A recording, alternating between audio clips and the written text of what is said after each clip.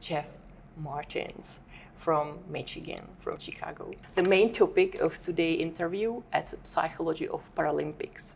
So, Jeff, welcome here in Prague. Thank you so much for having me here, and I'm pleased to be able to talk a little bit about my research and about athletes and individuals with disabilities who participate in sport and exercise, and in particular the Paralympics, which will be starting in maybe 1 week.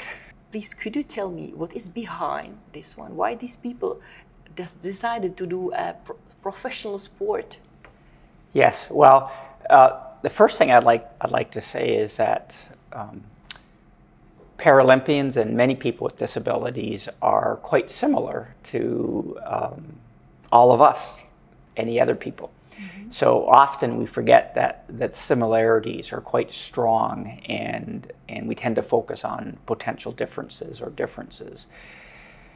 So many of their motivations are no different than an Olympian. Mm-hmm. They're striving for personal excellence, to do the best they can do in a particular sport that's important to them. Mm-hmm. And of course, they would like to win a medal and set records and be the best in the world. Mm-hmm. But there are a few things that probably, from my perspective, make them stand out, and as you suggest, probably should be recognized for. Many people without disabilities who are striving to be Olympians often have a strong support system. So they have teammates, they have many coaches, they're able to access all kinds of facilities to train. But Paralympians often have to train by themselves. They don't have another elite athlete who lives close by that they can train with. So that's harder to be motivated often when you have to do it by yourself. Mm-hmm. Many athletes with disabilities don't have coaches, mm-hmm. and even some Paralympians don't, especially from countries that aren't maybe as developed as European countries or North American countries. So they have to learn how to coach themselves, and that's more challenging. Yeah. Not all, but many people who we would consider able-bodied, who don't have a disability like a spinal cord injury, they often underestimate the capabilities of somebody with a disability. Mm-hmm. So they think that there are many things they can't do. And so individuals with disabilities can sense this, and so they often experience people who expect little of them, mm-hmm. and who believe that they always need help and that they can't be independent. Mm-hmm. And that adds another layer of motivation at times to somebody with a disability to essentially prove, not only am I very capable to do things like go shopping or go down to the pub and have a beer, but I'm also so capable that I can perform at a really high level, such as the Paralympics, and win a medal. I'm always wondering if these Paralympians, if they have some special character, some strengths which we don't have, or some Olympionics, they don't have it. Is it possible to say that they have something special in their mind? Well, I would think for somebody to reach the level of being a Paralympian, I would say that... Or maybe they gain something because of their diseases, yeah, their handicap? Well, there are a couple things. The first thing, I think for some of them, yes, we might be able to claim their level of motivation might have to be greater than even somebody who's able-bodied to reach that level because of the challenges they've had to face that I mentioned earlier in this interview. Mm-hmm. And the second thing is, many people who are Paralympians, they were not born with a disability, which mm-hmm. is often referred to as a congenital disability, mm-hmm. like cerebral palsy. Mm-hmm. Many times they've suffered a very tragic, mm-hmm. what we would consider a very tragic accident, a car accident, where one day it might be a young man riding his motorcycle and enjoying life as a 20-year-old, and then he has an accident, the next day wakes up paralyzed for the rest of his life. That is a very, very difficult mentally to overcome. And so in many cases, the disruption to your sense of self, your identity, your self-esteem is really hard. And so, as you might guess, many of those individuals might become depressed, anxious, angry, stressed out.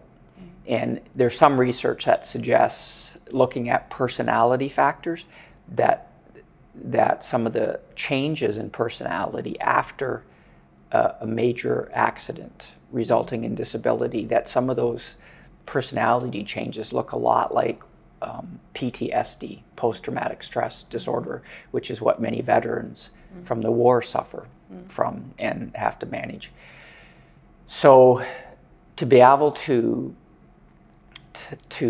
deal with that and to come out the other side and have an acceptance of the disability and having a healthy identity and sense of self-esteem means they've really had to cope well. And that can put them in a place where they've developed some coping skills that could be superior to somebody who hasn't had to face that. An acronym, PTSG, post-traumatic stress growth. And that's and there's some research supporting this, that it's not unusual for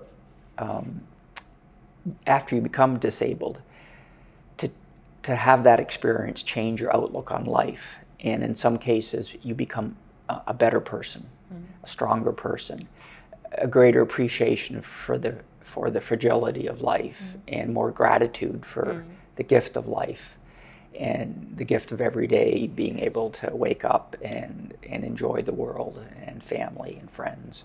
And what about women? Women, yes. Is it difficult to research them? Well, it is difficult. Especially the mood? It's very difficult because at levels below the Paralympic level, because there's still, I believe, a strong gender bias that and a lack of opportunity for women who have disabilities. So, for instance, there's been times where I've spent a weekend at a wheelchair basketball tournament, and there might be 80 men playing wheelchair basketball and 2 women. Oh. So the research sample is small. Yes. That's the first problem. Yeah, that's the first problem. Yeah, so I think we need to do, as a society, we need to do a better job of providing opportunities and encouraging young girls with disabilities to participate in exercise and sport. What about, some normal people, not athletes, with handicap, with some disabilities? Could you recommend them to do some sport? So it's not necessary to do it on some Olympic level, but to do at least something? Oh, absolutely. So we all know that physical activity is important for everybody for health reasons. So to help. But how to overcome the first barrier? Maybe they don't know where they could come, who can ask. Yes, so universities are great places. So first thing, yes, exercise and physical activity is important for everybody, including people with disabilities. And it's probably more important because people with disabilities often have chronic pain from their disability, and they have higher levels of things like heart disease and diabetes. So using physical activity to promote good health is probably even more important for somebody with a disability than somebody who's able-bodied.